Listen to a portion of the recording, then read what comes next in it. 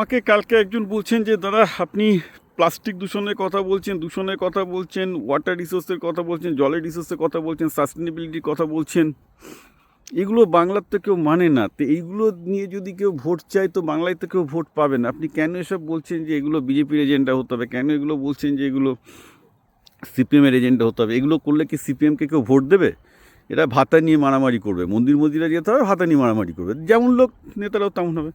দেখুন, এটা তো সক্রেটিস বহুদিন আগে বলেছিল, যার জন্য প্লেটো যে রিপাবলিক বলে যে বইটা লিখেছিলেন, সেই রিপাবলিক হচ্ছে পলিটিক্সের গোল্ডেন স্ট্যান্ডার্ড। রিপাবলিকে প্লেটো যা যা বলেছিলেন ডেমোক্রেসির ব্যাপারে, এখনও তাই জিনিস চলছে। যে বেসিক্যালি আলটিমেটলি ডেমোক্রেসিতে কিছুই হবে না।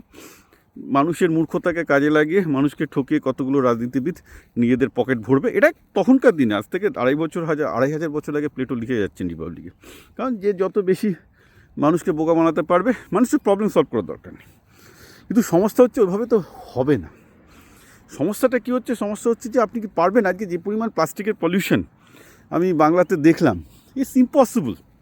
পশ্চিমবঙ্গের লোকের পর থাকতে পারবে না যে পরিমাণ প্লাস্টিকের পলিউশন। আচ্ছা, বাংলা মানে কি? বঙ্গযুক্ত আল, পুরো রাজ্যটাই তৈরি হয়েছে নদীর ওপর বেস করে। সেই নদী যদি শেষ হয়ে যায়, বাংলায় তো বাঁচবে না। তো বাংলা বাঁচছে না, নদীগুলো মরে যাওয়ার পর বাংলা কে বাঁচাবে? একটু বাদেই তো বন্যা শুরু হবে। আর জলের সময় জলের লেয়ার তো এখনও নামা শুরু হয়নি, যবে শুরু হয়ে যাবে অন্যান্য রাজ্যের মতো অবস্থা তৈরি হয়ে যাবে। রাজ্যকে আপনি বাঁচাতে পারবেন না এই পরিমাণ প্লাস্টিক দূষণে আর এই পরিমাণ যদি জলের অপব্যবহার হতে থাকে, রাইট? তো ব্যাপারটি কী হয়, এটা একটা বড়ো জায়গা হওয়ার সমস্যা। আমি আমার ক্যারিবিয়ান এক্সপিরিয়েন্স থেকে বলছি। ক্যারিবিয়ানে আমার অনেকগুলো প্রায় দুটো মতো আমার সাস্টেনেবিলিটি প্রজেক্ট চলছে।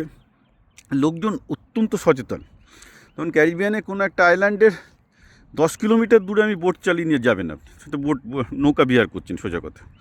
সেখানে কী আছে, 10 কিলোমিটার দূরে বিচ থেকে আপনি একটা প্লাস্টিকের বোতল ফেলতে যান, তাড়া করে তেড়ে আসবে। অর্থাৎ ওখানে কমন লোকেরা পর্যন্ত বুঝে গেছে যে যদি এত প্লাস্টিক পলিউশনে একটা ছোটো দ্বীপ, বীজগুলো নষ্ট হয়ে যাবে, বীজগুলো নষ্ট হয়ে গেলে আমাদের এখানে ট্যুরিস্ট আসবে না মানে আমাদের জীবন জীবিকা গেল পুরোপুরি, রাইট? তো পশ্চিমবঙ্গের লোকজন তো বুঝতেই পারছে না যে প্লাস্টিক পলিউশনের ফলে তাদের মাছের এই অবস্থা দাঁড়িয়েছে, তাদের মাছ উৎপাদন কমে গেছে, ভীষণ খারাপ অবস্থা মাছের, রাইট? এই প্লাস্টিক পলিউশনের ফলে তো জমিরও সমস্যা, শরীরেরও সমস্যা হবে।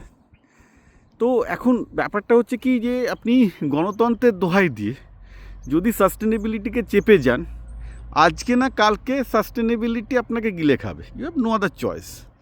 হ্যাঁ, এবং সবচেয়ে দুর্ভাগ্যজনক ব্যাপার এটা যে আমি ক্যারিবিয়ানের সাস্টেনেবিলিটিতে যার সাথে কাজ করি, সে এক বাঙালি, দুবাইয়ের। আমি তাকে বলি না, কারণ সে পেছনে থাকতে ভালোবাসে। দুবাই যথেষ্ট সফল ব্যবসা করেছে সাস্টেনেবিলিটির, এখন ক্যারিবিয়ান রিজনে করছে। তো খুব ভালো ভালো সাস্টেনেবল সলিউশন বার করেছে, কী করে প্লাস্টিক বোতল রিপ্লেস করা যায় বায়োপ্লাস্টিক দিয়ে বা রিপ্লেসেবল গ্লাস ওয়াটার দিয়ে। তো প্রচুর সলিউশন আছে ওর ফ্যাক্টরিগুলোতে। তো সমস্যাটা হচ্ছে কি, যে একটা জিনিস আমি জানি এই কাজ করতে গিয়ে, যে যদি পলিটিক্যাল সদিচ্ছা না থাকে তাহলে এই সাধারণত এই সলিউশনগুলো ঢোকানো যায় না, মানে ইন্ডাস্ট্রি লেভেলে হোক আর যাই হোক না কেন।